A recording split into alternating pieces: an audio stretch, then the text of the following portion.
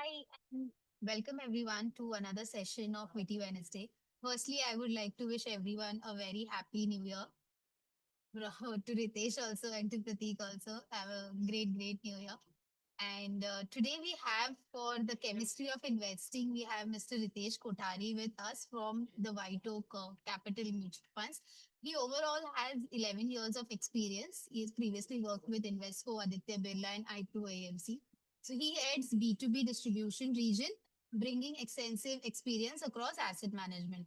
He'll be helping us to understand how the chemistry of investing actually works. So without any further ado, let's welcome Mr. Ritesh. And one more thing, the chat box is open for everyone. So if you have any questions, we can type it in the chat. Thank you so much, Chetali, and thank you so much, Nirmal Bank team, for giving us this opportunity to interact with your partners. And Happy New Year to you as well, and to all the participants who are on the call right now. I wish we together will achieve greater heights this year, and we'll be able to provide more and more. We will be able to help more and more people in achieving financial freedom this year. So, cheers to everyone. Um, Without a further ado, I'll just share my screen. Just let me know if it's visible. And firstly and lastly, I'll just tell you that this session is completely for you guys, and feel free to ask n number of questions which you feel like asking. जो भी छोटा से छोटा doubt रहेगा, you can ask it. I'll keep the session in Hindi and English mix. कहीं पे कोई गुंजाइश हो दूसरी तो do let me know. So I'll tell you two things or three things probably we are going to learn from this session today. Firstly, this session will actually help you guys, build or create a balanced portfolio to help your investors thrive in all market conditions. The second thing which we are going to learn is we're going to learn a bit more about current market conditions and probably what are the objections that your future prospect investors might raise in front of you, and you guys should be aware and should be in position to handle those questions. And thirdly, I'll help you explain compounding to your investors in a better way.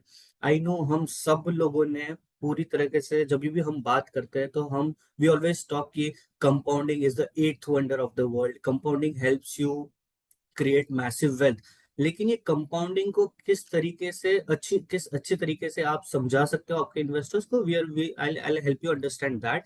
And for that we at वाइटोक हमने ना बहुत अच्छा एक presentation एक note create किया है which is called biography of an SIP. So एक एसआईपी की आत्मकथा है. सो ये चीज है ना, आप जब भी आपके इन्वेस्टर्स के पास लेकर जाओगे, this will actually help you make them understand कि एक एडवाइजर कहाँ पे आपको कौन से सिचुएशन में बेनिफिट कर सकता है. So these are the three things, these would be the three key takeaways from today session. So आज जैसे मेरे टॉपिक का नाम है chemistry of investing, I am sure in any form or fashion, we or everyone present on this call, we would have come across chemistry as a subject. मतलब कि हमने probably कुछ लोगों ने स्कूल में सीखा होगा, कुछ लोगों ने कॉलेज में सीखा होगा, कुछ लोगों ने इंजीनियरिंग बैकग्राउंड में, जिनका स्पेशली इंजीनियरिंग बैकग्राउंड है, उन लोगों ने सीखा होगा. So just to ask you simple thing, chemistry ये क्या होता है? And you can definitely use the chat box to respond as the word chemistry. आपकी सरल सिंपल भाषा में आपका अंडरस्टैंडिंग क्या है? So you can definitely tell me what chemistry is, and I'll just have a look at the chat box. अच्छा sir, make possibly Hindi as you can. Okay, understanding between two. Okay, two what? Composition of many things. Action का reaction. Superb. अरे वाह. Mayur ji very brilliantly said. So अच्छा person, understanding between two person, नहीं नहीं chemistry personal level वाला chemistry नहीं है वो. रिलेशनशिप में केमिस्ट्री जो होता है इट इज कम्प्लीटली डिफरेंट. अपन वी विल ट्राई टू को relate this word chemistry more from science and investing background.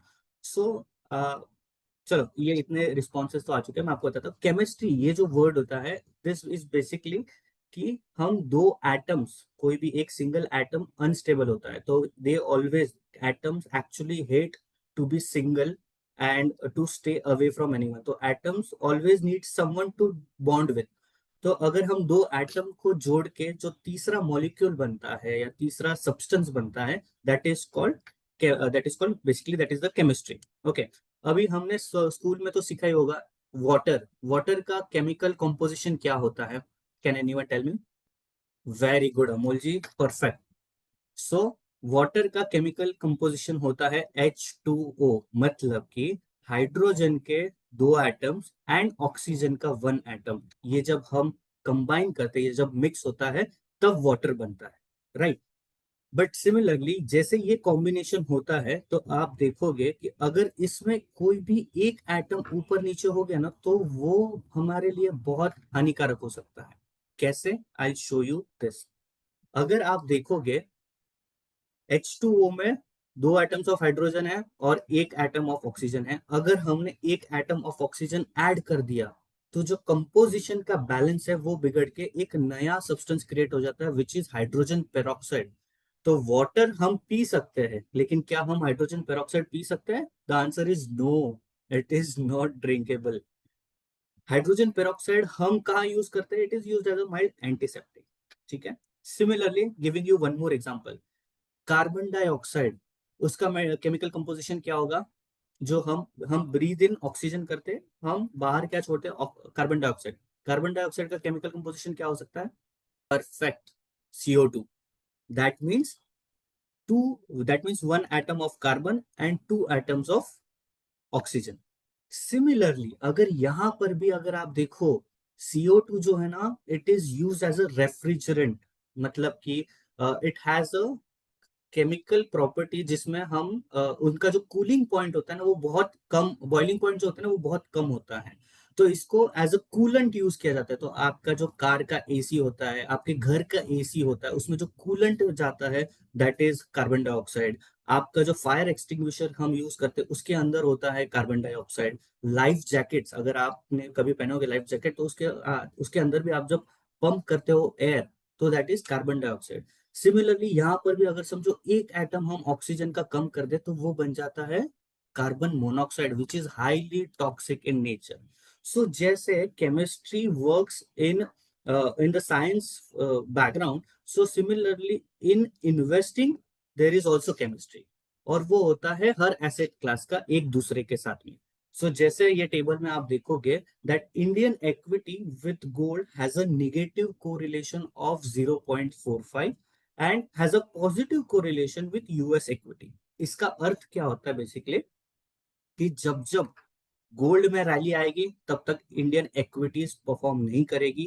जब जब यूएस इक्विटी ब्रॉडर मार्केट चलता है, तब तक हमने पाया है कि तब तक इंडियन मार्केट भी रैली करता है। So historically it has been observe, this correlation stands true. लेकिन पिछले पकड़ लो 3-5 साल से ये कोरिलेशन का बैलेंस जो है ना, वो बिगड़ सा गया है। क्यों? क्योंकि आप देखना, कोविड के बाद स्पेसिफिकली जब लोगों की रिस्क टेकिंग कैपेबिलिटी बढ़ गई, तो आप देखना now US market is at all time high, gold is at all time high, Indian markets are also at an all time close to at an all time high level. मतलब हमने साल भर में काफी करेक्शन देखा, but the levels it is at today, it is close to its all time high also. Plus interest rates, अभी हमने ये साल में अपने दो इंटरेस्ट रेट कट्स देखे, लेकिन interest rate was also at an all time high. तो जब सब कुछ ऑल टाइम हाई पे है, तब ये कोरिलेशन का बैलेंस मेंटेन नहीं होगा। सो आपने सुना होगा कि जो नोबल अवार्ड, एक नोबल अवार्ड विनर है मिस्टर हैरी मार्कोविट्स, इन्होंने क्या किया, एक एफिशिएंट फ्रंटियर बनाया। मतलब कि उन्होंने ये देखना चाहा कि क्या हम मल्टीपल एसेट क्लासेस को जब एक साथ मिलाते हैं, तो क्या पोर्टफोलियो लेवल पे वोलेटिलिटी बढ़ती है या कम होती है। तो हमने क्या किया, हमने पिछले 25 साल का डेटा स्टडी किया है। एंड आप अगर देखोगे उसमें, तो अगर आप एक 100% डेट पोर्टफोलियो चलाते हैं, तो वो पोर्टफोलियो के एवरेज रिटर्न 6.5 से 7% के पास छूटते हैं। और average volatility in the portfolio is also around 6-6.5%। आपके हिसाब से आप मुझे बताइए, equity as asset class risky है, risky as in as volatile है ज्यादा, या debt as an asset class is more volatile? What do you think?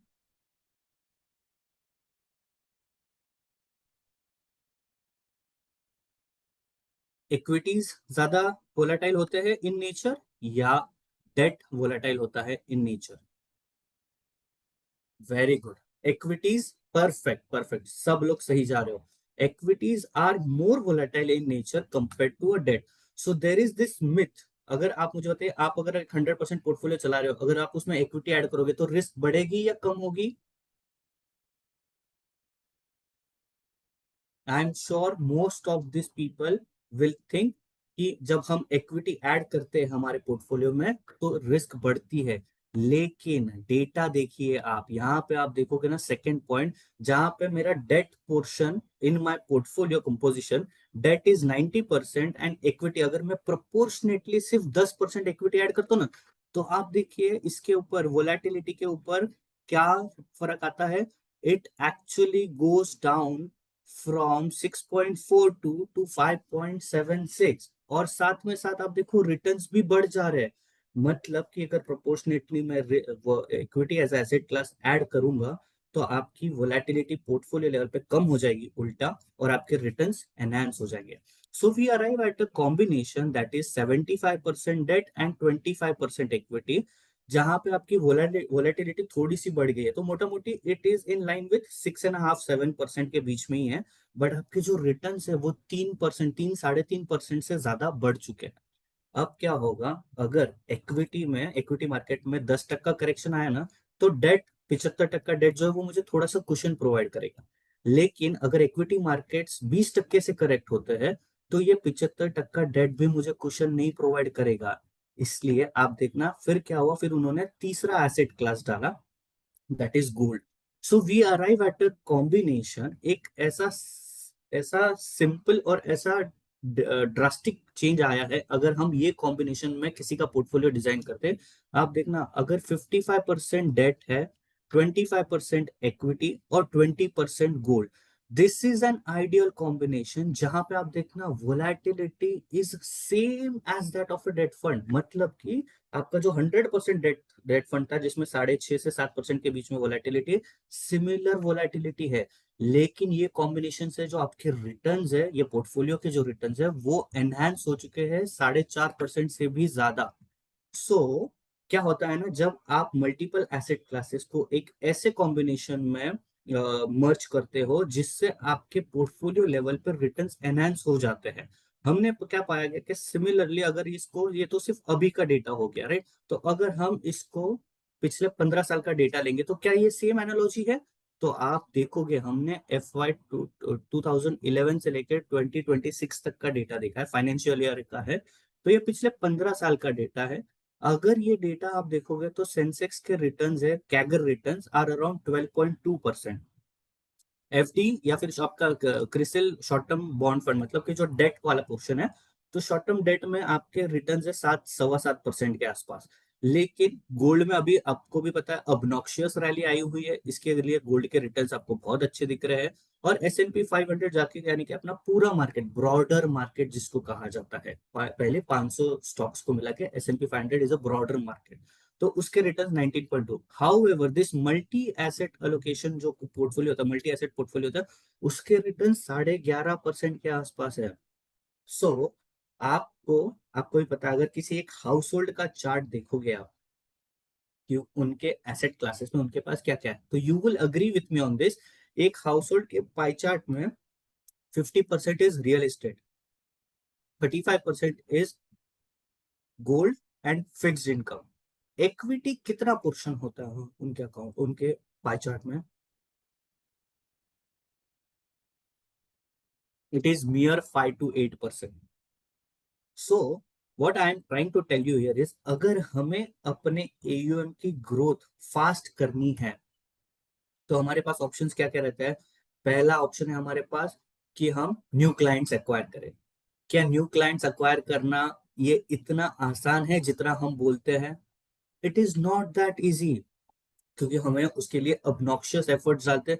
और आज आप देखो, आई एम डैम श्योर आप खुद के क्लाइंट बेस में भी आप देखोगे तो आपने जो जो न्यू क्लाइंट्स जो अक्वायर करे हैं ना, मैं लिख के देता हूँ 90% से ज्यादा वो क्लाइंट्स है ना किसी के रेफरल के थ्रू ही आए हैं।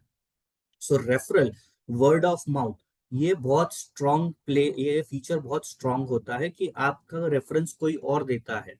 सिमिलरली दूसरा ऑप्शन आपके पास एयूएम बढ़ाने का इनऑर्गेनिक ग्रोथ है। इनऑर्गेनिक ग्रोथ में आप क्या करोगे, किसी का एक एयूएम टेक ओवर कर लोगे। बट क्या वो भी आसान है? नहीं, जरूरी नहीं है, क्योंकि क्या होगा ना, जो इन्वेस्टर, आप किसी का एयूएम परचेस कर लोगे तो वो एयूएम, वो जो इन्वेस्टर है जिसका थॉट प्रोसेस वो पहले वाले डिस्ट्रीब्यूटर, पहले वाले एडवाइजर के साथ मैच करता था, जरूरी नहीं है वो आपके साथ भी मैच करेगा। और वो वायबल ऑप्शन भी नहीं रहेगा। आपने ले लिया और वो आगे जाके छोड़ दिया, वो एयूएम पैसा निकल गया, तो क्या करोगे आप? सो वो तो दो तरफा तलवार है, और मतलब it is very risky. Third and the easiest way to increase AUM in a faster way is आप आपके एग्जिस्टिंग क्लाइंट का हायर वॉलेट शेयर लो। अब वो जो एग्जिस्टिंग क्लाइंट का हायर वॉलेट शेयर आप कैसे ले पाओगे? जब आप उनको, क्योंकि उनका पोर्टफोलियो इक्विटीज तो बहुत कम है, क्योंकि पहले से आप भी मेरे साथ अग्री करोगे, बाप दादा परदादा इन लोगों ने सब लोगों को आगे अपनी जनरेशन में यही सीख दी है कि बेटा पैसे के साथ मस्ती नहीं करना, पैसा एफडी में ही सही है। जहां पे अपने को गारंटीड रिटर्न्स बताए जाएंगे, वो सबसे सही जरिया, क्योंकि उतना पैसा तो अपने को आएगा। इक्विटी लोगों को लगता है कि ये सट्टा है, क्योंकि इसमें वोलेटिलिटी बहुत ज्यादा होती है, ऊपर नीचे बहुत ज्यादा है। तो आपको आपके एग्जिस्टिंग क्लाइंट का हायर वॉलेट शेयर आप तभी ले पाओगे जब आप गोल्ड और फिक्स्ड इनकम, इसका कोई एक ऑल्टरनेटिव दोगे, और एक परफेक्ट रेप्लिका। क्योंकि इनकी जो वोलेटिलिटी है गोल्ड और फिक्स्ड इनकम की, वो कंपैरेटिवली पोर्टफोलियो में कम रहती है। तो उनको सामने सामने आपको ये ऐसे मल्टीपल एसेट क्लास वाले जो प्रोडक्ट्स रहेंगे, अगर आप वो पोजीशन करोगे, तो आपके एग्रीगेट पोर्टफोलियो लेवल पे the volatility will come down. क्योंकि आप देखो, आज जितना भी इक्विटी इन्वेस्टमेंट आपने आपके इन्वेस्टर का करवाया होगा, इट विल मोर और less have more than 50% of allocation, or more probably 60% of allocation into mid and small cap space। जरूरी नहीं है सिर्फ आपने मिड कैप फंड लेकर ही मिड कैप ऐड किया, आपने फ्लेक्सी कैप लेकर भी मिड कैप ऐड करवाया है, आपने मल्टी कैप फंड सजेस्ट कर कर भी इन्वेस्टर के पोर्टफोलियो में मिड और स्मॉल कैप ऐड करवाया है। और आपको पता है, क्योंकि मार्केट कौन से डायरेक्शन में जाएगा नहीं पता है, किसी को नहीं पता है। पिछले साल भर में क्या हुआ है, आई टेल यू। पिछले साल भर में अगर आप एक साल पहले 100 रुपया इन्वेस्ट करते थे, मतलब दिसंबर 2024 में अगर आपने 100 रुपया इन्वेस्ट किया था, अगर वो माइक्रो कैप पे होता ना, तो वो 100 का हो जाता था 90 रुपया। वही स्मॉल कैप में करते थे तो वो भी 100 का 94। तो मैं वही आता रहता, अगर आपने 100 रुपया इन्वेस्ट किया रहता था एक साल पहले, तो आपका स्मॉल कैप में भी निगेटिव हो गया, मिड कैप में 106 हो गया, और लार्ज कैप में 110। सो बेसिकली इसका अर्थ ये है कि पिछले साल भर में क्या चला है, तो लार्ज कैप्स चले हैं। लेकिन हमने इन्वेस्टर के पोर्टफोलियो में लार्ज कैप कभी हम लेते हैं क्या? हम तो यही बोलते हैं कि लार्ज कैप से अल्फा जनरेट होता ही नहीं है, राइट? मिड कैप और स्मॉल कैप से ही आपके इन्वेस्टर के पोर्टफोलियो में अल्फा आएगा, and that is what our thought process is, because हम हमेशा यही सुनते आए हुए हैं। सो जब हमें पता नहीं है कि मार्केट में क्या चलेगा, इसकी वजह से द प्रोडक्ट्स, जैसे कि ये मल्टी एसेट या मल्टी फैक्टर वाले प्रोडक्ट्स जो होते हैं ना, जहाँ डायनामिक एसेट एलोकेशन वाले प्रोडक्ट्स होते हैं, this actually helps you create a stable portfolio, a balance portfolio for your investors, जिसमें आपको वोलेटिलिटी काफी कम देखने मिलेगी। अब जब हमने बात करी है वोलेटिलिटी की, तो I show you the next slide. Indian markets हमेशा, और कोई भी global market, equities are meant to be volatile in nature। ये जो वोलेटिलिटी वर्ड है ना, ये volatility is a feature of market, and it is not a bug. We should not shy away from volatility, we should help investors understand कि ये volatile equities जो है, वो they are by nature volatile. तो आपका पैसा ऊपर नीचे होता रहेगा, बट लॉन्ग टर्म, जैसे कि हमने देखा शॉर्ट टर्म में आपको यहाँ पे वोलेटिलिटी बहुत ज्यादा दिख रही है, लेकिन वही अगर आप लॉन्ग टर्म में चार्ट देखोगे ना, तो it is always upward trending. It is always upward trending. और ये वोलेटिलिटी आती कैसे है, क्यों आती है? वोलेटिलिटी इसीलिए आती है क्योंकि there are various geopolitical issues, there are various problems which arises in some or other countries, या फिर इंडियन नेचर जो हमारा डोमेस्टिक मार्केट है उसमें अगर कोई इश्यू हो गया तो इसकी वजह से क्या होता है ना, हमेशा पैसा, जो विनर्स है ना, वो हमेशा रोटेट होते रहते हैं। क्या होता है, कभी कभार कोई एक एसेट क्लास अच्छा करता है, लेकिन कंसिस्टेंटली कोई भी एक सिंगल एसेट क्लास परपेचुअली अच्छा नहीं कर सकता। ये आप देखो 2013, ये भी अगेन 10 साल का डेटा है। ये वही दर्शाता है कि कभी डोमेस्टिक मार्केट अच्छा करेगा, कभी गोल्ड अच्छा करेगा, कभी आपका नैस्डैक अच्छा करेगा, कभी इमर्जिंग मार्केट अच्छा करेगा, या कभी रियल एस्टेट अच्छा करता है। अब वही 2013 में देखना आप, Nasdaq, Nasdaq what is Nasdaq? Nasdaq is US का tech index. Okay, tech index excluding banking and financials. तो ये सिर्फ टेक कंपनियों को ट्रैक करता है। तो नैस्डैक में 2013 में 58% रिटर्न थे। फास्ट फॉरवर्ड टू अगर हम 2025 देखेंगे, यहाँ पे नहीं है बट मेरे को डेटा बाय हार्ट है तो मैं आपको बताता हूँ। फास्ट फॉरवर्ड टू 2025 अगर हम देखेंगे तो 2025 में सबसे ज्यादा रिटर्न्स कहाँ बने हैं लोगों के? Can anyone take a random guess? सबसे ज्यादा रिटर्न्स, इन्वेस्टर का सबसे ज्यादा पैसा कहाँ बना है इन 2025?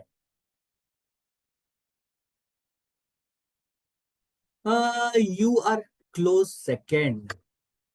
गोल्ड में बने हैं लोगों के पैसे, लेकिन you, yes Kranti Kumar ji, you are perfectly right. So सबसे ज्यादा पैसा, number one asset class to outperform is silver. 163% returns बने हैं सिल्वर में। सिल्वर के बाद गोल्ड है दूसरा, उसके बाद नेस्डैक में सबसे ज्यादा रिटर्न्स बने, क्योंकि टेक कंपनी आपने देखा एआई बूम, जिसमें आपका सारा सेमीकंडक्टर स्पेस जो इतना हॉट है, जो एआई की बात कर रहे हैं, जो गूगल मैग्निफिसेंट सेवन कंपनीज है, एप्पल, गूगल, माइक्रोसॉफ्ट, यहाँ पे सबसे ज्यादा रिटर्न्स बने हुए हैं। फिर उसके बाद आपका डेवलप्ड नेशन में, मतलब जापान वगैरह, वहां पे अच्छे रिटर्न बने। जो इमर्जिंग मार्केट है वहां पे अच्छे रिटर्न्स बने हैं। और अगर आप इंडिया देखोगे तो वो सेकंड लास्ट या लास्ट, क्योंकि वहां पे फ्लैटिश काइंड ऑफ रिटर्न्स बने। इंडियन मार्केट में लोगों के रिटर्न ज्यादा बने ही नहीं है। जैसे ये एसेट क्लासेस में सेक्टर रोटेट, विनर रोटेट होते हैं, वैसे ही स्टाइल्स में भी फैक्टर जो होते हैं ना, उसमें भी विनर्स हमेशा रोटेट होते हैं। तो मार्केट में प्रीडोमिनेंट स्टाइल्स ऑफ इन्वेस्टमेंट कौन सी है? तो आप देखना, ग्रोथ मतलब कि क्वालिटी, वैल्यू, अल्फा, ये सारी स्टाइल्स होती है। तो इसमें भी आप देखना, कोई भी एक स्टाइल ने परपेचुअली अच्छा नहीं किया। आपको एक कंसिस्टेंट दिखेगा, दैट इज मोमेंटम। आप देखना मोमेंटम आइदर नंबर 2 या नंबर 3 पे ज्यादा, मोस्ट ऑफ द टाइम, ये पूरे 2005 से लेकर 2025, 20 साल के डेटा में आप पाओगे कि मोमेंटम ये जो स्टाइल है ना, इसने थोड़ा कंसिस्टेंट रिटर्न्स डिलीवर किया। लेकिन यही देखकर पिछले साल भर में डिस्ट्रीब्यूटर्स ने इन्वेस्टर को मोमेंटम वाले फंड्स में इन्वेस्ट करवाया है, और वो आज सारे रो रहे हैं, क्योंकि ये मोमेंटम्स जो भी चेस करते हैं, पिछले साल भर का रिटर्न इनका 10% निगेटिव चले। सो हमें, जहां पे रिटर्न्स बन चुके हैं और जब आपका इन्वेस्टर आके आपको बोलता है कि भाई मुझे पैसा इसमें डालना है ना, तो वो एसेट क्लास, वो फंड, वहां से दूर रहना चाहिए आपको। वहां पे इंक्रीमेंटल इन्वेस्टमेंट हमेशा अवॉइड करनी चाहिए। और जैसे स्टाइल रोटेट होती है, वैसे ही सिमिलर वे में सेक्टर्स भी रोटेट होते हैं। आप देखना, देयर वुड बी टाइम कभी मेटल अच्छा करेगा, कभी पीएसयू बैंक्स अच्छे करेंगे, कभी आईटी अच्छा करेगा, कभी रियल एस्टेट अच्छा करेगा, कभी प्राइवेट बैंक्स अच्छा करेंगे। कोई भी एक परपेचुअल सेक्टर ऐसा नहीं है जो हमेशा ही अच्छा करता रहेगा। इसीलिए आपको, जब आपके इन्वेस्टर का पोर्टफोलियो आप डिजाइन करोगे ना, आपको वैसे फंड मैनेजर्स चूज करने चाहिए जिनका कोई बायस नहीं है, स्टाइल के पास कोई बायस नहीं है, सेक्टर के पास कोई बायस नहीं है। उन लोगों ने वहां पे इन्वेस्ट करना चाहिए। They should be factor, they should create factor balance diversified portfolio, मतलब कि उनके पोर्टफोलियो में growth style of stocks, value style of stocks, cyclical, defensive, import driven, export driven, सारे स्टॉक्स का बैलेंस होना चाहिए। क्योंकि अगर आप बीएससी 500 को भी फैक्टर बेस्ड अगर आप डिवाइड करने जाओगे ना, तो आप ये पाओगे कि 500 स्टॉक्स जो है, जिसको ब्रॉडर मार्केट बोलते हैं, उसमें सारी चीजें हैं। ऐसा नहीं ना कि उसमें सिर्फ लार्ज कैप है, उसमें लार्ज और स्मॉल कैप, मिड कैप दोनों भी है, तीनों भी है। उसमें गवर्नमेंट ओन्ड एंटिटीज और non government, state owned entities और नॉन स्टेट ओन्ड एंटिटीज भी है। उसमें डिफेंसिव भी है, उसमें सिक्लिकल भी है। तो वो भी अगर जब सारा चीज है, तो आपका पोर्टफोलियो भी सारा वैसा डाइवर्सिफाइड होना चाहिए। क्योंकि क्या होता है, नहीं तो वो ऐसा चीज हो गया, हम सब लोगों ने एग्जाम्स दिए, राइट, लेकिन उसमें से कुछ कुछ मतलब जो स्पेशली मेरे जैसे लोग जो बैक बेंचर्स हुआ करते थे, हम क्या करते थे, अगर मेरा पेपर कल है तो मैं आज रात को बुक लेकर पढ़ने बैठूंगा, और फिर सिलेबस में तो 10 10 ये है, आपके 10 चैप्टर्स है, लेकिन मैं क्या करूंगा, नहीं बेस्ट ऑफ 6 करके जाता हूँ। तो अगर बेस्ट ऑफ 6 में से अगर कोई क्वेश्चन आएगा तो मैं वो पेपर में एकदम टॉप करूंगा। लेकिन बेस्ट ऑफ 6 मतलब जो 6 चैप्टर्स मैंने पढ़े, अगर उसमें से नहीं आया तो क्या, then I will be the worst perform. ऐसा ही सेम चीज होता है आपके पोर्टफोलियोज में। अगर फंड मैनेजर भी कोई ऐसा बायस रखेगा, तो जब वो स्टाइल चलेगी, जब वो सेक्टर चलेगा, तो वो आपको नंबर वन दिखेगा। और जब वो पिट जाए, जब वो नहीं चलेगी, वो आउट ऑफ फैशन रहेगी, वो स्टाइल, वो सेक्टर, या फिर वो एसेट क्लास, तब that fund manager would be the worst performing fund. आपको अगर real life example, don't quote me anywhere, but एक रियल लाइफ एग्जांपल देता हूँ। 2020 कोविड आया। 2020 के पहले market growth style of investing को फेवर कर रहा था, तो आप देखना, axis mutual fund, DSP, UTI, Invesco, ये सारे फंड हाउस के funds were doing fabulous. In fact axis was topping the chart. लेकिन 2020 के बाद मार्केट का फ्लेवर चेंज हो गया। वैल्यू स्टाइल को मतलब लोगों की रिस्क टेकिंग कैपेबिलिटी बढ़ गई, तो वैल्यू स्टाइल को फेवर करने लग गए। तो आप देखना, पीएसयू बैंक्स में एक अचानक से बहुत तेज वाली रैली आ गई। तो आप देखो कि H D F C AMC के funds were outperforming everyone. तो एच डी एफ सी ने अपना 8 साल का पाप धो दिया, क्योंकि Prashant Jain were of this view कि उनको पीएसयूज बहुत अच्छे लगते थे, लेकिन वो 7 8 साल तक परफॉर्म ही नहीं किए पोर्टफोलियो में। और अचानक से कोविड के बाद जब ये रैली आ गई, and he became the best performer. So market जो है ना, it is like a pendulum. वो हमें आगे भी जाएगा, मतलब वो पीछे भी जाएगा, और वो आगे भी जाएगा। तो जरूरी नहीं कि पीछे गया मतलब कि अगर समझो अभी मार्केट करेक्ट हुआ है तो ये ऐसा ही रहेगा, नहीं। यहाँ से भी कुछ ब्राइटर फ्यूचर, कुछ अच्छे आइडियाज आएगी, और फिर we as a economy will do really well, और फिर यहाँ से मार्केट और अच्छा करेगा। और जब अच्छा करता रहेगा तो जरूरी नहीं कि भाई यही कंसिस्टेंटली आगे ही चलता रहेगा, वहां से भी पीछे आने के चांसेस है। So it is like a pendulum, and it will always be like a pendulum, ऊपर नीचे जाता ही रहेगा। और जो गलत हैबिट हम करते हैं, that is chasing the best performers. ठीक है। अब इसमें मैं आपको डेटा बता रहा हूँ, स्कीम्स के नाम नहीं लिए, लेकिन आप देखो, जो 2010 से 2012 में पहले 25 रैंक थे फंड्स के परफॉर्मेंस थे, तो जो नंबर वन था ना, वो सेम फंड 2013 से 2015 के बीच में 103 हो गया। वही सेम आप देखो, और ये ना हर बार पाया गया है। जो 2011 से 13 के में 13 2000 2011 टू 2013 जो बेस्ट परफॉर्मिंग फंड था, जो नंबर वन था, वो आगे 2 साल बाद 14 से 16 में it became 127 the worst performing fund. ऐसे ही आप देखते जाओगे तो कहीं पर भी आपको कोई भी ऐसा फंड नहीं मिलेगा जो कंसिस्टेंटली अच्छा करता है। सो इतने 2,500 3,000 फंड्स जो है, म्यूचुअल फंड स्कीम्स जो है, इसमें से कोई एक बेस्ट देना और वो हमेशा टॉप करते रहेगा, ये आपके लिए बहुत डिफिकल्ट है। इसीलिए फंड मैनेजर की बात सुनो, फंड मैनेजर का थॉट प्रोसेस समझो, फंड मैनेजर पोर्टफोलियोज कैसे डिजाइन कर रहा है वो समझो। अगर वो फैक्टर बैलेंस डाइवर्सिफाइड है तो दैट विल डू बेटर। मतलब वो हमेशा नंबर वन नहीं रहेगा, लेकिन वो नंबर लास्ट लास्ट नंबर वाला भी नहीं रहेगा, वो हमेशा मिडल ऑफ द पैक छुपा हुआ रहेगा, कंसिस्टेंट रहेगा। क्योंकि ये आपके एग्जाम, आपके रियल लाइफ एग्जाम्पल से बताता हूँ। आप भी अगर आपके इन्वेस्टर के पास कभी पोर्टफोलियो रिव्यू करने जाते हो, ठीक है, आप क्या करोगे, उनके पूरे पोर्टफोलियो का एक प्रिंट आउट ले लोगे। वो लेके जब उनके साथ डिस्कशन के लिए बैठोगे, वो क्या करेगा, वो पहला कौन सा बेस्ट परफॉर्मिंग स्कीम वो देखता है, मतलब पोर्टफोलियो में सबसे अच्छे रिटर्न कहाँ पे वो देखेगा।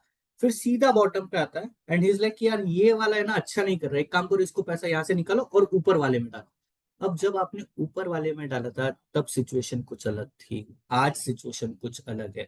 जो बीच वाला पैक होता है ना, मिडल ऑफ द पैक, जो कंसिस्टेंटली छुप छुपा के काम कर रहे हैं ना, वो वैसे ही छुपे रह जाते हैं, वहां पे इन्वेस्टर की नजर पड़ती ही नहीं है। वो आपको उसके बारे में ग्रिल करेगा ही नहीं कि भाई ये फंड क्यों नहीं परफॉर्म करे, क्योंकि वो कंसिस्टेंटली परफॉर्म करते जा रहा है। अब हमारा काम क्या है, इन्वेस्टर को हैंड होल्ड करना। अब मार्केट में रिटर्न्स कैसे बनते हैं, it is just like an escalator. आप मॉल्स में गए हो, आपको ग्राउंड फ्लोर से सेकंड फ्लोर के लिए जाना है, सामने एस्केलेटर है।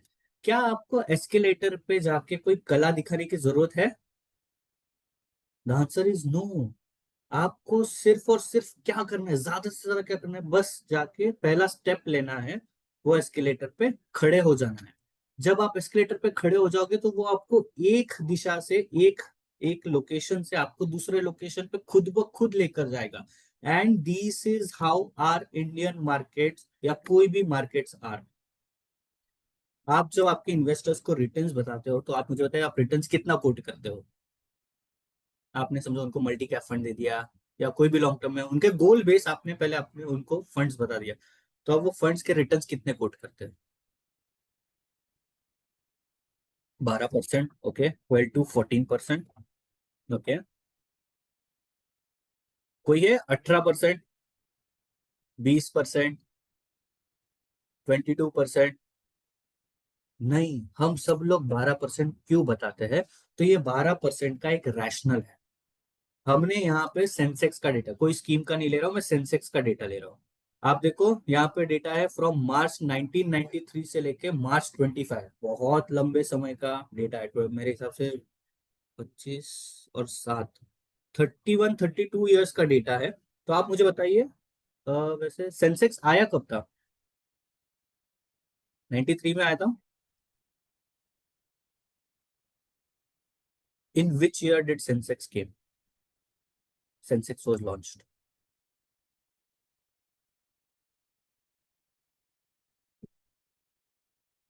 एक random guess. 93, 94, 1980s? Very good. So यहाँ पे mister Ankit Tanna is right, it is 1979। तो सेंसेक्स 1979 में आया था, लेकिन हमने डेटा लिया है 93 से, क्यों?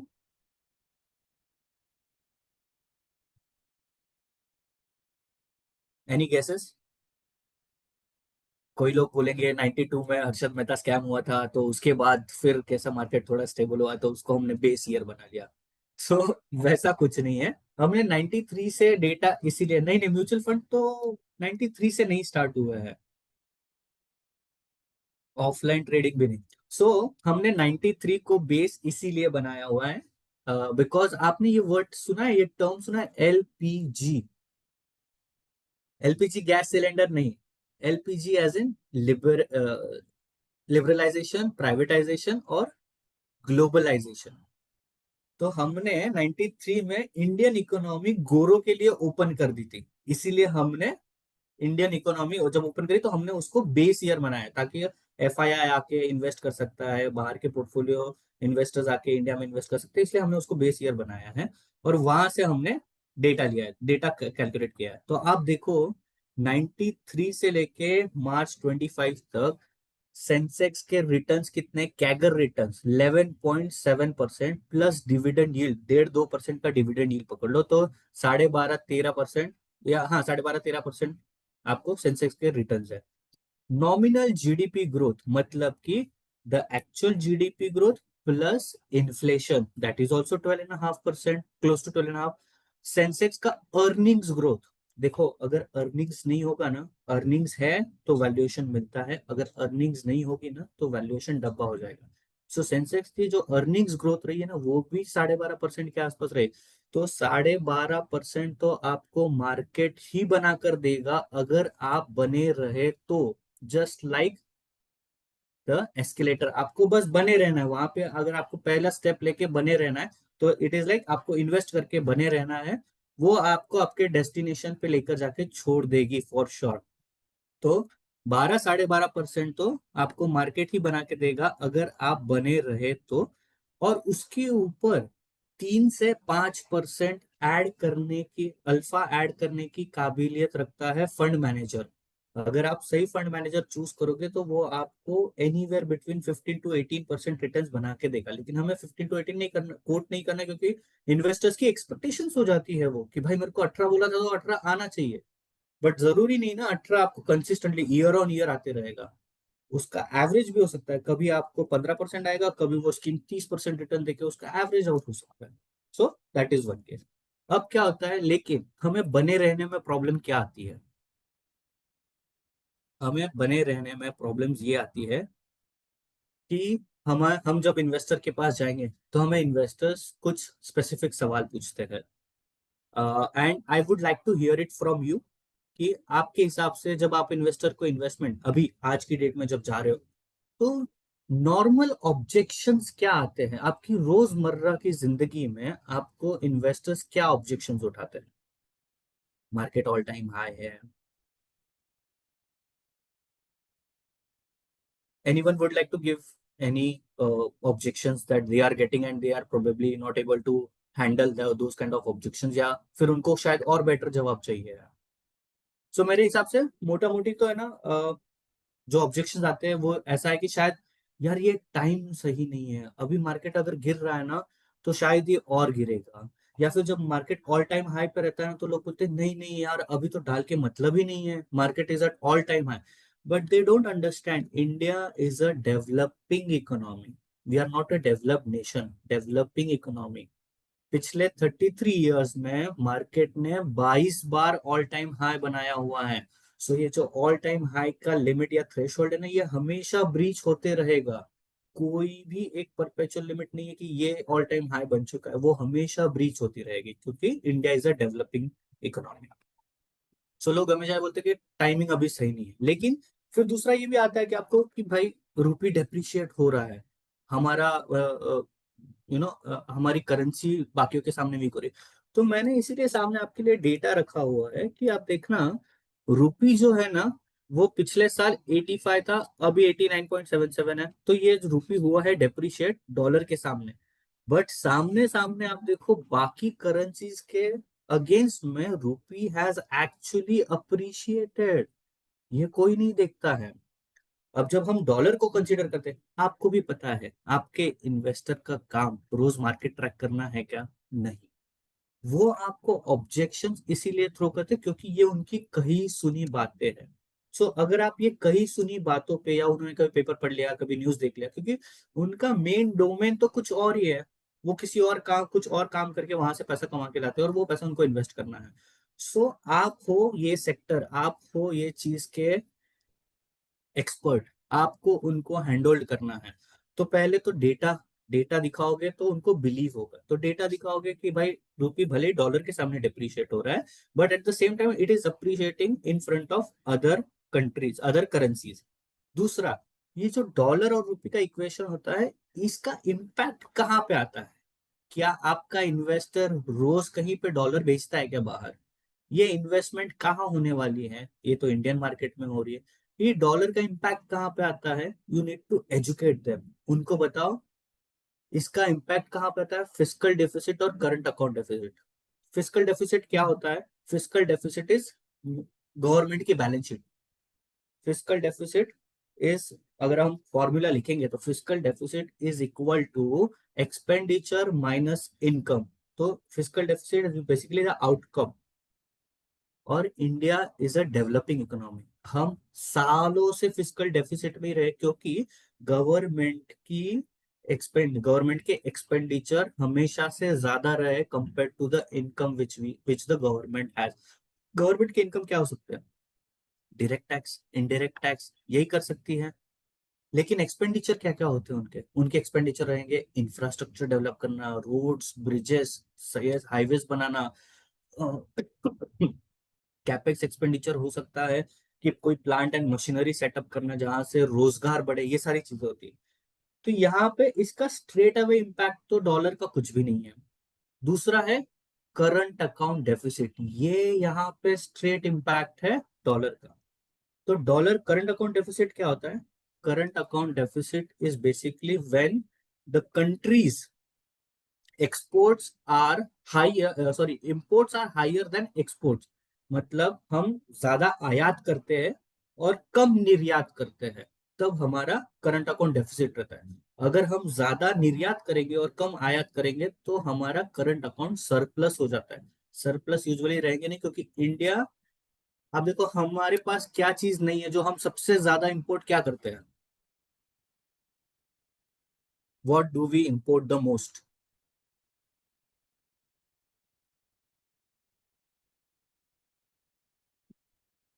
परफेक्ट, अजय जी, किशन जी, एकदम परफेक्ट, क्रूड ऑयल। क्योंकि अपने पास खदान नहीं है, we are not an oil rich nation.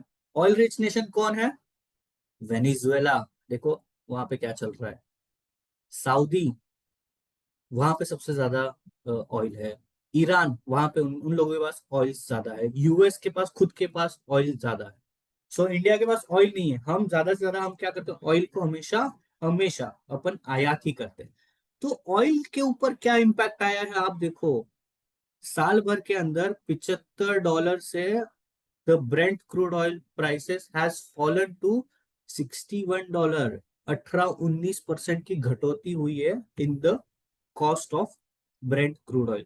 तो इसका इम्पैक्ट हमारे जो करंट अकाउंट डेफिसिट है उसके ऊपर एक्चुअल पॉजिटिव हुआ है, क्योंकि हमें ऑयल सस्ता मिलता है और हम ऑयल एक्चुअली ज्यादा इम्पैक्ट होगा। तो अभी ये जो टाइमिंग वाली सिचुएशन है ना, ये मार्केट कोई भी टाइम नहीं कर सकता है। अगर मैं आपको यहाँ पे से एक सवाल पूछूं, आप एसआईपी चढ़ते मार्केट में चालू करोगे तो आपके ज्यादा रिटर्न्स बनेंगे या ज्यादा वैल्यू क्रिएट होगी, या आप अगर मतलब पीक, चलो लेट मी रीफ्रेज इट, अगर आप SIP peak of the market में स्टार्ट करोगे तो आपके बेटर रिटर्न बनेंगे, या SIP bottom of the market में स्टार्ट करोगे तो आपके ज्यादा रिटर्न बनेंगे।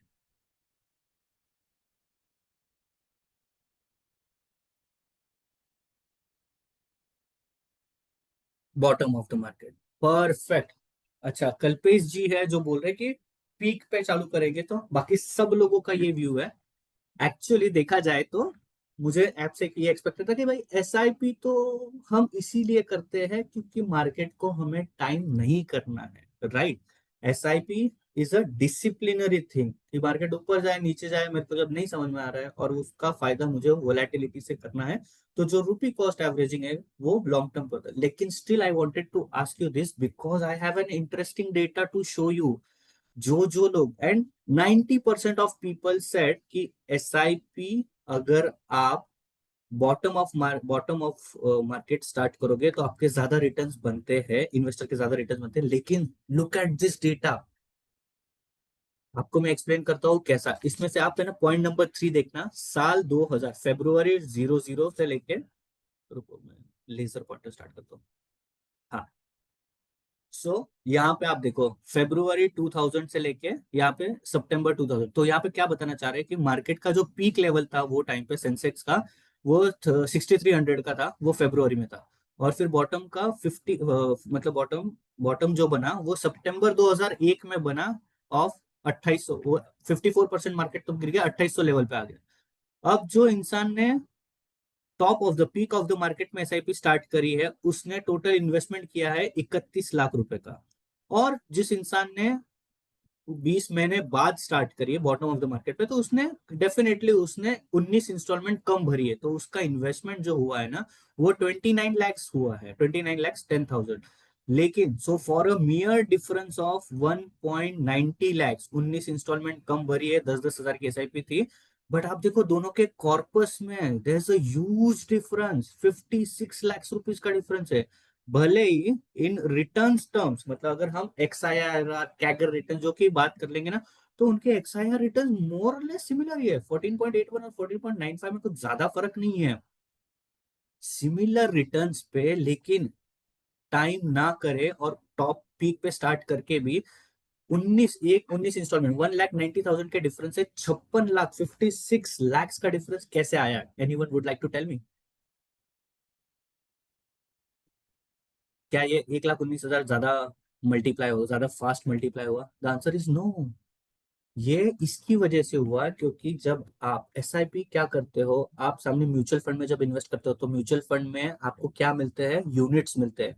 आपने जब गिरते हुए मार्केट में, yes, average cost and rupee down हो गए, परफेक्ट। सो जब मार्केट गिरता हुआ रहेगा तब आप जब इन्वेस्ट करते रहोगे, आप तो एक फिक्स्ड अमाउंट इन्वेस्ट कर रहे हो, लेकिन एनएवी अगर बार बार नीचे जा रहा है ना, तो आप ज्यादा यूनिट्स एक्यूमुलेट करते हो। वही अगर बॉटम ऑफ द मार्केट में स्टार्ट करते हो ना, तो मार्केट ऊपर जा रहा है, एनएवी बढ़ रहा है, आप तो फिक्स्ड अमाउंट इन्वेस्ट कर रहे हो, तो आपको यूनिट्स कम कम मिलते हैं। तो जो यूनिट्स, जितने ज्यादा यूनिट्स एक्यूमुलेट करोगे उसके ऊपर आपका फायदा होता है। तो जब बॉटम में स्टार्ट करते हो तो इट इज नथिंग बट आप अपवर्ड एवरेजिंग कर रहे हो। अब ये वाला इंस्टेंस है ना मल्टीपल जगह पे। अब दो 97 98 तो बहुत पुराना हो गया, बट मैं आपको अगर 2008 2009 का दिखा दूं, तो वहां पे भी देखो 1,40,000 का डिफरेंस है इन्वेस्टमेंट अमाउंट में, लेकिन उसके वैल्यूएशन में 11 लाख का फर्क पड़ गया। सिमिलरली 10-11 में भी आपको मोटा मोटी सेम इन्वेस्टमेंट पे आपको 7 लाख का फर्क दिखेगा। सो टाइम करना इज वेस्ट इन SIP। ठीक है। दूसरी चीज, अभी ये तो आपका पहला ऑब्जेक्शन हो जाएगा टाइमिंग के ऊपर। दूसरा ऑब्जेक्शन क्या हो सकता है आपके लिए? दूसरा ऑब्जेक्शन आपके लिए होगा FII इज सेलिंग। गोरा हमें बेच के जा रहा है। अब आप मुझे ये बताइए, गोरे की ओनरशिप कितनी है अपने मार्केट में? और पहले तो बताइए FII होते कौन है? Foreign institutional investors. ये लोगों का काम, FII is a hot money. ये लोग सिर्फ और सिर्फ रिटर्न ही चेज करते हैं। अगर 3% रिटर्न पाकिस्तान में बन रहा है ना, तो ये लोग वहां पर जाकर भी इन्वेस्ट कर देंगे। FII किसी के सगे नहीं होते हैं। FII का ओनरशिप मार्केट में, अगर आप मार्केट की ओनरशिप देखोगे ना, तो 64% ownership is with promoter, government and state owned enterprises. जो बचा हुआ है उसमें DII और FII का ओनरशिप आता है। तो 2015 में आप देखना ये गैप बहुत था। 12 बिप्स, मतलब sorry, FII holding was at 22% और DII was at 10.3। आज the situation is completely reversed। आप देखो, the DII holding has gone as high as 19% और FII की ओनरशिप आ गई है 17% के ऊपर। अब आप मुझे बताइए, क्या FII सिर्फ हमें हमें बेच रहा है? क्या गोरा सिर्फ हमें बेच रहा है? The answer is no. आप देखना, 2024 और 2025 सारे के सारे emerging market except for one और टू, सारे के सारे नेट निगेटिव है। मतलब गोरा अपने को नहीं बेच रहा है, गोरा एक्चुअली हर जगह ही बेच रहा है। अब गोरा होता क्या? FII जो इंडिया को पैसा आता है वो कैसे आता है? तो आप देखना, इंडिया को जो भी पैसा आता है, 63% of that money comes via non dedicated active fund. मतलब कि दुनिया का सबसे बड़ा एसेट मैनेजर कौन है?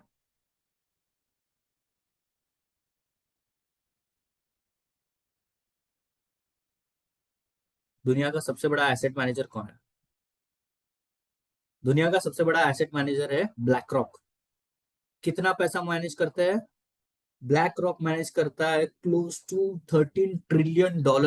इंडिया की GDP 4 ट्रिलियन के आसपास है। $13 ट्रिलियन मैनेज करता है वो। इंडिया जैसे 2 या 3 कंट्री, तो अगर वो चाहे तो कोई भी कंपनी, कोई भी कंट्री की अर्थव्यवस्था को हिला सकता है। ये जो नॉन डेडिकेटेड एक्टिव फंड है, मतलब कि समझो ये जो बड़ा एसेट मैनेजर है ब्लैक रॉक, वो एक फंड चला रहा है, इमर्जिंग मार्केट फंड, जिसका हिस्सा इंडिया है। हमें ऐसा, इसको बोला जाता है नॉन डेडिकेटेड एक्टिव फंड। अगर वही वो ब्लैक रॉक चलाता है इंडिया इक्विटी फंड, तो वहां से हमें तो सिर्फ और सिर्फ 8.7% आ रहा है। मतलब कि इसका अर्थ क्या होता है? हमारा जो पैसा आ रहा है, हमारी जो ओनरशिप है ना इमर्जिंग मार्केट में, हमारा वेटेज अगर आप देखोगे, इट इज एट 15.2%। मतलब कि अगर कोई गोरा बाहर बैठ के $100 डालेगा इमर्जिंग मार्केट में, तो बाय डिफॉल्ट $15 अपनी जेब में आएगा। एंड वाइस वर्सा, अगर कोई बाहर बैठा हुआ गोरा $100 निकालेगा इमर्जिंग मार्केट से ना, तो लेना ना देना ₹15 अपनी जेब से चला जाएगा। सो this is not India dedicated selling which is happening, this selling is happening at the emerging market basket level. ठीक है, पहली चीज। दूसरी चीज, क्या FII बेचा है? और FII तो वैसे हमेशा से बेचते ही आया हो। There have been multiple instances जहां पे FII ने बेचा है। तो आप देखना, मैंने यहाँ पे कुछ कुछ डेटा पॉइंट्स रखे, and this is very interesting for you. सबसे पहले कब बेचा है? 2008-2009 में ग्लोबल फाइनेंशियल क्राइसिस हुआ था, तब FII ने $15 बिलियन निकाले थे, लेकिन तब अपना एवरेज मार्केट कैप भी $1,000 बिलियन था। फिर उसके बाद US क्रेडिट रेटिंग डाउनग्रेड हुआ, टेपर टैंट्रम हुआ, युआन डिवैल्यूएशन हुआ, फिर डीमोन आया, NBFC क्राइसिस आया, कोविड आया, जियो पॉलिटिकल इश्यूज जब चल रहा था, तब उसने सबसे ज्यादा बेचा था, दैट इज $35 बिलियन। लेकिन अगर हमें सिर्फ 1% का फर्क पड़ा, क्योंकि हमारा मार्केट कैप जो है ना वो बढ़कर 3300 पे पहुंच चुका था।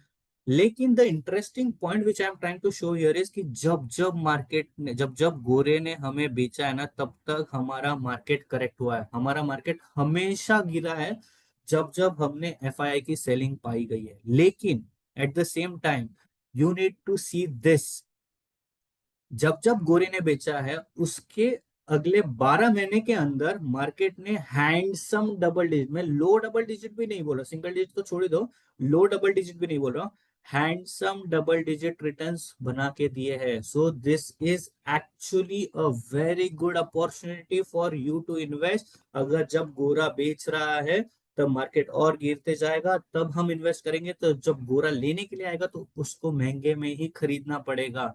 एंड ये डेटा ही बता रहा है आपको। So this slide will actually help you make your investors understand. अगर आपको कोई बोले कि भाई FII selling is happening, market is at all time high, क्या करे, अभी इन्वेस्ट करने का सही टाइम नहीं है, आपके हाथ में इन्वेस्टर को डेटा दिखा के कन्विंस करना है, और दूसरा एसेट एलोकेशन सही तरीके से करना है।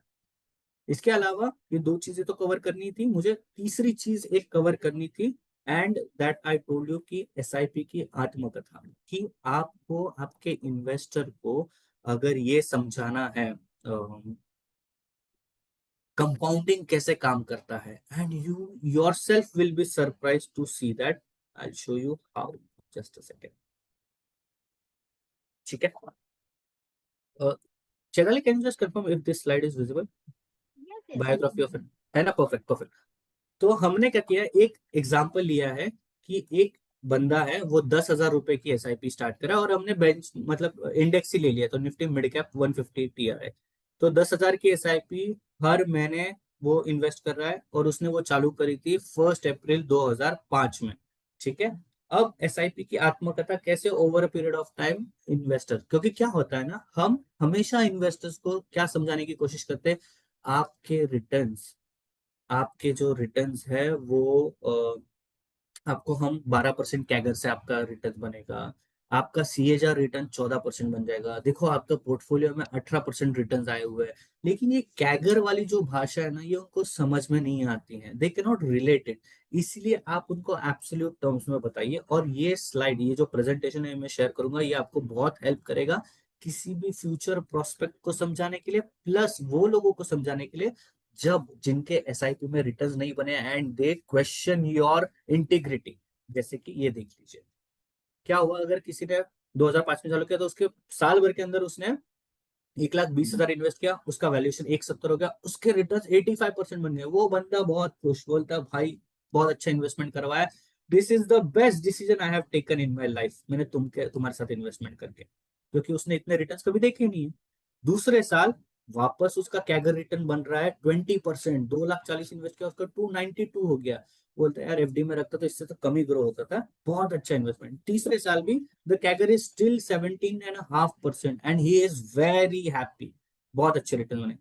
चौथे साल क्या हुआ, 2008 2009 में क्या आया, ग्लोबल फाइनेंशियल क्राइसिस, सब जगह पे मार्केट टूटना चालू हुआ, अपना मार्केट भी 66% टूटा था।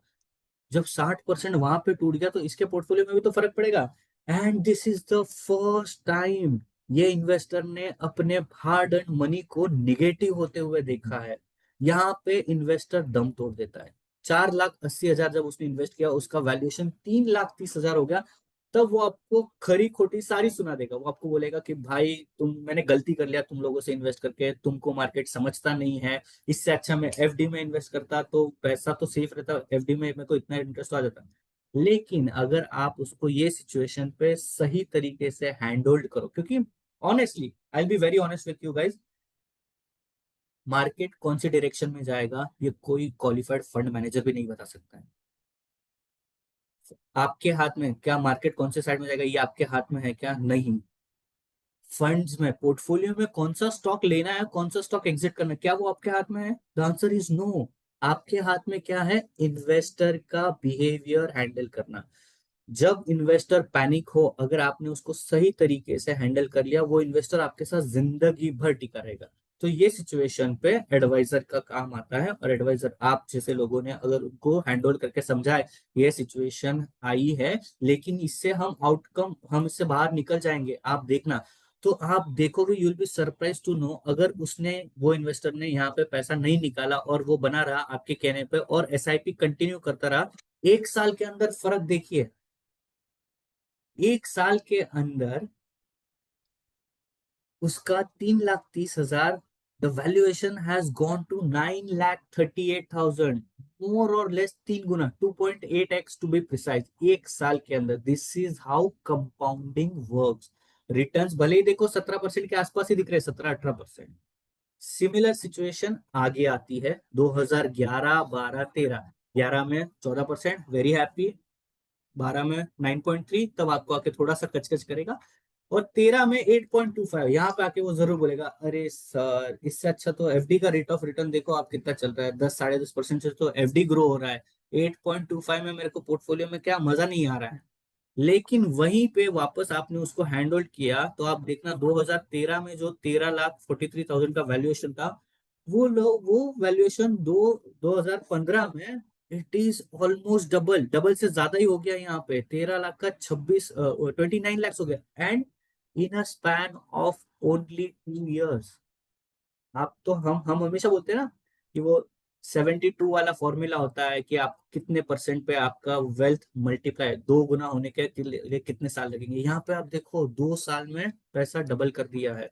मतलब क्या ग्रोथ रेट रहा रहेगा. सिमिलर सिचुएशंस आगे भी आई है.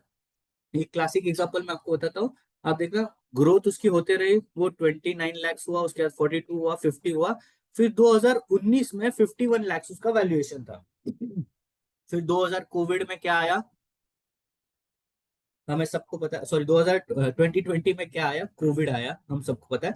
तब मार्केट 35% करेक्ट होना स्टार्ट हो गया. उसकी वजह से उसका जो वैल्यूएशन 51 लाख था ना, that went down to 36 lakh. यहाँ पे वापस से उसने, अगर हमने हैंडल किया तो आप देखो इन अ स्पैन ऑफ 1 ईयर, 2020 से लेकर 21 में 36 लाख का 75 लाख हो गया. एक साल में पैसा double. This is the power of compounding. और वही 75 लाख 2021 में था, वो आप देखो 2024 में 75 का हो चुका है 1.5 करोड़ रुपया. 1.5 1 crore 58 lakh to be precise. So this is how you should explain your investors की पावर ऑफ कंपाउंडिंग जो है ना, वो सिर्फ 17-18% कैगर रिटर्न से नहीं बनेगा. वो कैसे हो रहा है आप देखो, पैसा यहाँ पे ऊपर गया फिर नीचे आया. देयर हैव बीन इंस्टेंसेस जहां पे पैसा आधा होते होते रह गया, लेकिन वहां से वापस 3 गुना हो गया एक ही साल में. 3-3 साल, हमने 2-3 इंस्टेंसेस देखे जहां पे 2-2 साल में, एक एक साल में पैसा डबल हो चुका है later. So this is how power of compounding is. And you should continue with, you know, you should continue helping your investors, tell them that this is how power of compounding works, and आपको investment जो है ना वो continue करते रहना चाहिए. So with this, I think Chaitali, I explained what I wanted to cover, and I'll be very glad. I hope आज की ऑडियंस ने हमसे दो चीजें सीखी रहेगी फॉर श्योर. एंड अगर उनके कोई सवाल रहेंगे तो I will be very glad to take it. See, इसमें ना दो चीजें हैं, and I will be very very honest with you. कोई ऐसा ज्ञान का सागर नहीं है और कुछ नहीं है. Very simple. पहली चीज, you can not force people to invest with you. Firstly, you can not force people to understand कि आपकी वेल्थ क्रिएट हो सकती है लॉन्ग टर्म में. आप ज्यादा से ज्यादा उनको असिस्ट कर सकते हो, आप उनको समझा सकते हो कि ये रैशनल है, इसके बेसिस पे मुझे लगता है कि आपने ये डिसीजन नहीं लेना चाहिए या आपने ये डिसीजन लेना चाहिए. बहुत बार क्या होता है ना, मैं आपको इसी का एक एक्सटेंडेड क्वेश्चन शायद आ सकता है, तो मैं आपको वो बताता हूँ कि बहुत बार क्या होता है कि हमारे पास इन्वेस्टर आते हैं और बोलते हैं कि मुझे अभी रिडेम्पशन करना है, मुझे ना ये पैसा चाहिए ये कारण के लिए. हम बहुत समझाते हैं कि this is not the right time to redeem the money. But क्या है, इन्वेस्टर का पैसा है, उसको तो जब चाहिए तब चाहिए ही है. ऐसी सिचुएशंस कि जब उसने हमारा नहीं सुना है and he is our investor ने, हमें और ये मतलब this depend from individual to individual if you can do it.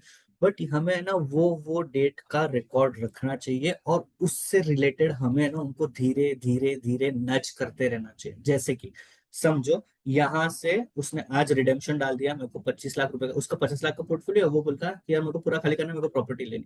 हम बोलते हैं अभी मत लेना, प्रॉपर्टी प्राइसेस बहुत बढ़ी है, आप थोड़े कुछ सालों बाद ले लेना, अपन एक्सप्लोर करते रहेंगे. क्योंकि प्रॉपर्टी का डिसीजन भी इंस्टेंट नहीं होता है, 6 महीना लग जाता है उसको ढूंढते फाइनलाइज करते, वो सही प्राइस पे आ जाते हैं.